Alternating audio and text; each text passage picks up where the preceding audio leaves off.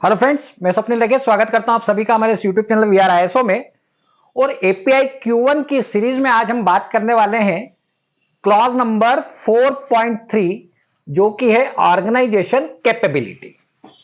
ठीक है दोस्तों, देखिए ये जो टॉपिक ये अपने आप में खुद काफी कुछ बातें क्लियर करता है ना। ये कह रहा है कि ऑर्गेनाइजेशन जो है उसकी कैपेबिलिटी किस बेसिस पर तय होगी, उसके लिए आपको क्या करना होगा, वो सारी चीजें इस क्लॉज के अंदर आती हैं। ठीक है, सिंपल सा कॉन्सेप्ट है। अगर मैं बात कर रहा हूं कैपेबिलिटी की, किसी ऑर्गेनाइजेशन की, अगर मैं ये देखना चाहता हूं कि वो कितनी कैपेबल है, उसकी कैपेबिलिटी कितनी बेहतर है, अगर मुझे ये जानना है तो मैं एक चीज की बेसिस पर यह पता लगा सकता हूं कि क्या वो मुझे कंफर्मिंग प्रोडक्ट देने में काबिल है, क्या वो इतनी कैपेबल है, क्या वो इतनी सक्षम है कि वो मुझे कंफर्मिंग प्रोडक्ट मतलब ओके प्रोडक्ट देने में काबिल है, कैपेबल है। ठीक है, तो एक चीज तो यह हो गई कि क्या वो कंफर्मिंग प्रोडक्ट बना सकता है, क्या वो ओके प्रोडक्ट बना सकता है। अगर वो 100 प्रोडक्ट बना रहा है, 100 पीस बना रहा है, अगर 100 में से उसने 100 बढ़िया बनाए, एक ही बार में ओके बनाए, कंफर्मिंग बनाए, इसमें कोई भी एनसी नहीं है, एनसी प्रोडक्ट नहीं है, नॉन कंफर्मिंग प्रोडक्ट नहीं है, तो हम कहेंगे कि इसकी कैपेबिलिटी बहुत बढ़िया है। अगर मान लीजिए 100 में से 100 ना सही 95 बनाए या 90 बनाए, तो भी हम कहेंगे कि हाँ ठीक है ना। अलग अलग क्राइटेरिया हो सकता है। कहने का तात्पर्य यह है, कहने का मतलब यह है कि अगर वो कंफर्मिंग प्रोडक्ट बनाने की उसमें ताकत है, क्षमता है, तो हम कहेंगे वो कैपेबल है। दूसरी एक और जो चीज आती है वो ये आती है कि क्या वो मुझे ऑन टाइम डिलीवरी कर सकता है, क्या वो समय पर माल बनाकर दे सकता है। ठीक है, अगर ये काम वो कर देता है तो हम कहेंगे कि हां कैपेबल है, ऑर्गेनाइजेशन जो है वो कैपेबल है। सिंपल सी बात है, ये आपको क्लॉज में कहीं लिखा हुआ नहीं दिखेगा। ठीक है, क्लॉज में से ढूंढने की कोशिश मत कीजिएगा, स्टैंडर्ड में भी ये कहीं लिखा हुआ नहीं दिखेगा। ये कॉमन सेंस है। ठीक है, थोड़ा आप जो लाइफ में एक्सपीरियंस गेन करते हैं उसकी बेसिस पे थोड़ा सा आपको समझना पड़ता है। तो कॉमन सेंस की बात है कि अगर मैं किसी ऑर्गेनाइजेशन के बारे में कहता हूं कि क्या वो कैपेबल है, तो अगर मुझे उसकी कैपेबिलिटी का अंदाजा लगाना है तो इन चीजों की बेसिस पे मैं लगा सकता हूं। अब इसमें जितने सब क्लॉजेज हैं वो सारे के सारे कहीं ना कहीं इन दोनों पे फोकस करेंगे, इन दोनों को बेहतर करने के लिए काम करेंगे।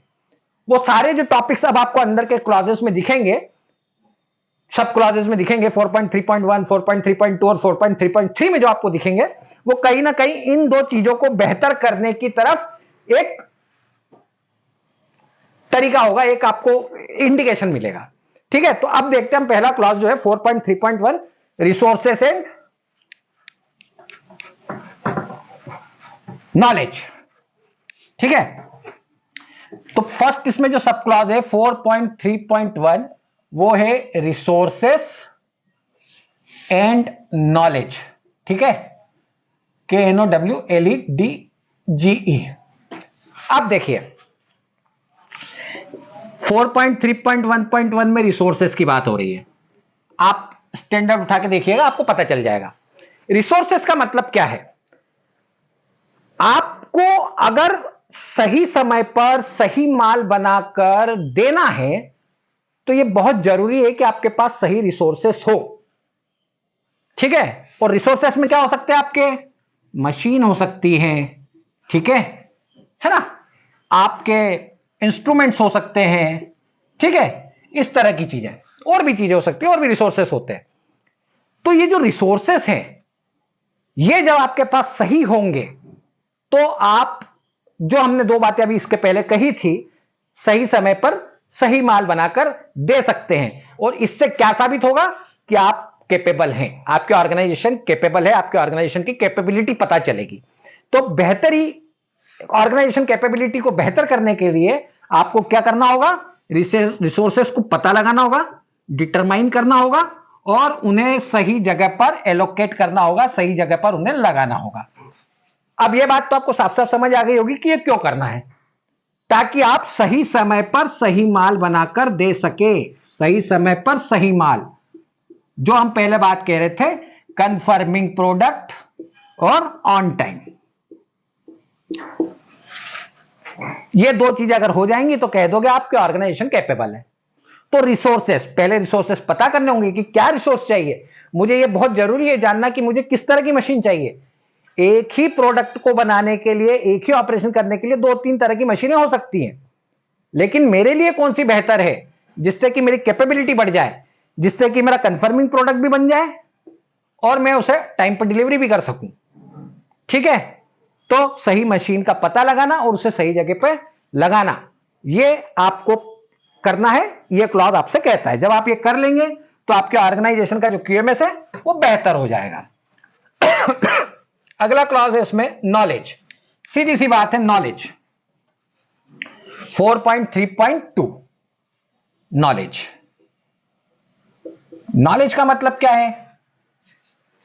नॉलेज का मतलब है जो कुछ आप सीख रहे हैं अपने एक्सपीरियंस से।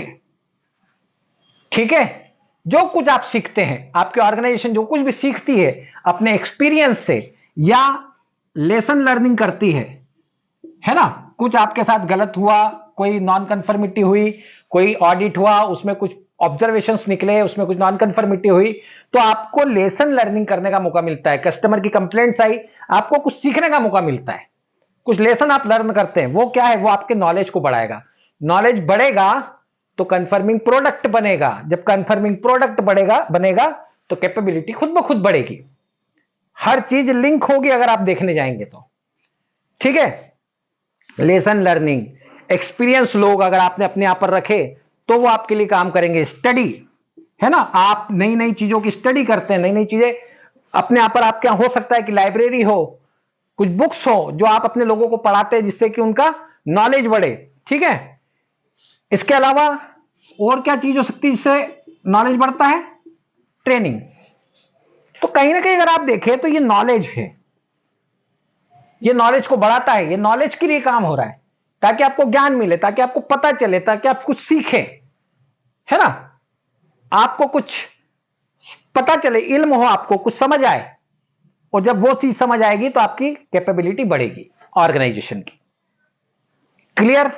तो 4.3.1 आपसे क्या कहता है? रिसोर्सेस एंड नॉलेज की बात करता है। इसके बाद जो 4.3.2 आता है वो आपसे ह्यूमन रिसोर्स की बात करता है। मेरे ख्याल से ये दो टॉपिक क्लियर है आपको, है ना। अगला जो क्लॉज है 4.3.2 वो है ह्यूमन रिसोर्स। ह्यूमन रिसोर्स, देखिए सीधी सी बात है, कुछ भी काम करना है, काम करने के लिए लोगों की जरूरत होती है ना। पर क्या हम किसी भी तरह के आदमी को रख लें? अगर मान लो मैंने एक अनस्किल्ड पर्सन रख लिया, ठीक है, जिसको कुछ नहीं आता था, मुझे कम रेट में मिल गया कि ये कम पैसों में ये काम कर देगा, मैंने कहा चल आ जा। वो कोई स्किल उसके पास नहीं है, कोई एक्सपीरियंस उसके पास नहीं है, उसको कुछ नहीं आता। उस बंदे को हमने रख लिया। अब मान लीजिए उस बंदे को रख लिया तो हो सकता है कि वो 100 पीस बनाए और 100 में से 90 नॉन कंफर्मिंग बना दे, तो मेरा ये कॉन्सेप्ट फेल हो जाएगा। अगर वो 100 में से 90 ही नॉन कंफर्मिंग बन जाएगा तो कैपेबिलिटी तो खत्म हो गई ना मेरी। और इसी के साथ जब उसने 90 खराब बना दिए तो सिर्फ 10 सही बनाए, 90 पीस और बनाने हैं, फिर उसको बनाने में समय लगेगा, तो मैं ऑन टाइम डिलीवरी कैसे करूंगा?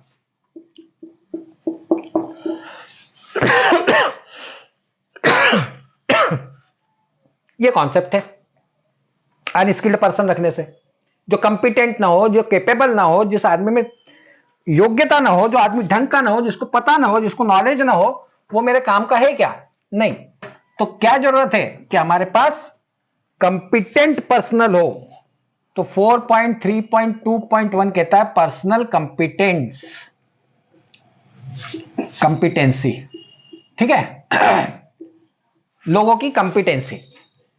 कंपिटेंसी का आपको एक सिस्टम डेवलप करना है अपने आप पर। कंपिटेंसी का एक सिंपल सा कॉन्सेप्ट है, अगर मुझे देखना है कि कोई आदमी कितना कंपिटेंस है तो उसके लिए एक तो मुझे देखना होगा उसका एजुकेशन क्या है। सिंपल सी बात है, अगर उसका एजुकेशन जो मुझे चाहिए अगर वो मिल गया तो ठीक बात है। ठीक है, अभी हमने एक बात कही थी, एक्सपीरियंस, है ना, नॉलेज की बात करी थी। तो एक्सपीरियंस होगा तो नॉलेजेबल पर्सन होगा, ये भी हमें एक आइडिया हो जाता है। दूसरा, स्किल्स कुछ होंगी उसमें जो हम एक्सपेक्ट करेंगे। फॉर एग्जाम्पल अगर मैं बात करता हूं, मान लीजिए मैं कह रहा हूं कि रोल है मेरे यहां पर मशीन ऑपरेटर का, ठीक है, ठीक। अब मैं कहता हूं कि उसमें कम से कम जो उसका एजुकेशन हो, मिनिमम एजुकेशन की बात कर रहा हूं मैं, ठीक है, मिनिमम मैं कहता हूं कम से कम वो आदमी, वो बंदा आईटीआई होना चाहिए, ठीक है, उसने आईटीआई किया हो। एक्सपीरियंस में चाहता हूं कि यार उसको कम से कम अपनी फील्ड का 1 साल का एक्सपीरियंस हो, ठीक है। और तीसरा मैं कहता हूं कि उसको कम से कम सीएनसी की प्रोग्रामिंग आती हो, ठीक है, उसको रिकॉर्ड बनाते आते हो, रिकॉर्ड मेकिंग कर सके वो रिकॉर्ड, क्योंकि हम जब काम कर रहे हैं तो रिकॉर्ड भी बनाने होते हैं, ठीक है। नॉर्मल मेंटेनेंस का उसको आइडिया हो, मशीन मेंटेनेंस का उसको एक आइडिया हो, ठीक है, मेंटेनेंस ऑफ मशीन का उसको थोड़ा बेसिक नॉलेज हो, ठीक, ये स्किल्स उसमें हो, ये हम एक्सपेक्ट करते हैं, ठीक है। अब इसमें क्या होता है कि मान लीजिए आईटीआई उसने पूरा कर दिया, ये क्राइटेरिया हमारा पूरा हो गया, ठीक। अब 1 साल का एक्सपीरियंस भी हो सकता है उसको हो, ठीक है, या हम इंटरव्यू ले और हमें लगता है कि चलो 1 साल का एक्सपीरियंस नहीं है लेकिन बंदे को अच्छा कुछ आता है, ठीक है, ये हो सकता है, आप इसको चेंज भी कर सकते हैं। स्किल में जब आप देखने जाते हैं तो उसको आपको पता चलता है कि यार मशीन तो वो चला लेता है लेकिन प्रोग्रामिंग उतने अच्छे से उसको नहीं आती। मशीन चला सकता है, देखिए सीएनसी प्रोग्रामर अलग होता है, मशीन ऑपरेटर अलग होता है, वो मशीन चला लेगा लेकिन जब भी कोई प्रॉब्लम आएगी तो फिर वो प्रोग्रामर के पास जाएगा और कहेगा सर कुछ प्रॉब्लम आ रही है, XYZ जो भी बात हो सकती है। तो आप चाहते कि ये हो, लेकिन आपको पता है कि यार बाकी काम उसको अच्छा है, वो रिकॉर्ड बनाना भी जानता है, मशीन मेंटेनेंस वगैरह के बारे में उसको नॉलेज है, ठीक है, और किसी क्यूएमएस वाली कंपनी में उसने काम भी किया हुआ है, तो आपके लिए एक अच्छा बंदा है ये, ठीक है। तो आपने कहा रख लो, यहां थोड़ा सा कमजोर है, यहां पे हम इसको ट्रेनिंग देके ठीक कर देंगे। तो आपने क्या करा, उसकी कंपिटेंसी के लेवल को बढ़ा दिया, ठीक है। तो ऑर्गेनाइजेशन को यह काम करना होगा कि वो अपनी ऑर्गेनाइजेशन में एक इस तरह का सिस्टम डेवलप करे। क्या सिस्टम डेवलप करे कि कंपिटेंस लोगों को अपने आप पर वो रखे, कंपिटेंट लोगों को अपने आप पर रखे, जिनकी कंपिटेंसी में उसे लगता है कुछ कमी है तो उनकी कंपिटेंसी को ट्रेनिंग देकर वो फुलफिल करे, बढ़ाए, ठीक है। तो ये बात इस क्लॉज में आपसे कही है, और सिंपल सी बात है, जब ये होंगे कंपिटेंट पर्सन होंगे तो ऑन टाइम डिलीवरी होगी, कंफर्मिंग प्रोडक्ट बनेगा। जब ऑन टाइम डिलीवरी हो जाएगी, कंफर्मिंग प्रोडक्ट बन जाएगा, तो मैं कहूंगा कि ऑर्गेनाइजेशन कैपेबल है, ऑर्गेनाइजेशन की कैपेबिलिटी साफ साफ नजर आएगी। तो यहां पर यह क्लॉज थोड़ा सा डिटेल में और भी कई बातें कहता है आपसे, लेकिन हम उतना डिटेल में नहीं जाएंगे, एक एक लाइन नहीं पढ़ेंगे, जो बेसिक इसका लब्बो लुआब है वो हमने आपको यहां समझा दिया, बता दिया। अगला जो इसमें क्लॉज आता है 4.3.2.2, ह्यूमन रिसोर्स में ही है, 4.3.2.2, ये बात करता है ट्रेनिंग की, ट्रेनिंग। तो अगला जो क्लॉज है वो है ट्रेनिंग का, 4.3.2.2, ह्यूमन रिसोर्स में ही ये सब क्लॉज है उसका, ट्रेनिंग। देखिए एक चीज जो यहां पे कह रहा है, वो ये कह रहा है क्लॉज कि आपको इसके लिए एक प्रोसीजर बनानी है, ट्रेनिंग की आपको प्रोसीजर बनानी है, ठीक है। उस प्रोसीजर में क्या क्या होगा वो उसको आपको उसने क्लॉज में बताया हुआ है कि ट्रेनिंग का आपका कंटेंट क्या होगा, किस टॉपिक पे आपको ट्रेनिंग देना है, उसकी फ्रीक्वेंसी क्या होगी, वो आपको अपनी प्रोसीजर में डालना है। फिर उसके बाद क्यूएमएस के लिए जो जरूरी ट्रेनिंग है उसके प्रोविजंस आपको करना है, साथ ही साथ ऑन जॉब ट्रेनिंग का भी आपको एक सिस्टम डेवलप करना है, ट्रेनिंग का रिकॉर्ड रखना है, और फिर उसके बाद उस ट्रेनिंग की इफेक्टिवनेस चेक करना है। ये सारी चीजें आपकी प्रोसीजर में आपको मेंशन करना है। मैं जो आपको बताना चाहता हूं कि ट्रेनिंग के जरिए कैपेबिलिटी कैसे बढ़ेगी, वैसे मैं सीरियसली कहूं, अब आप खुद भी बता सकते हैं कि ट्रेनिंग के जरिए कैपेबिलिटी कैसे बढ़ेगी ऑर्गेनाइजेशन की।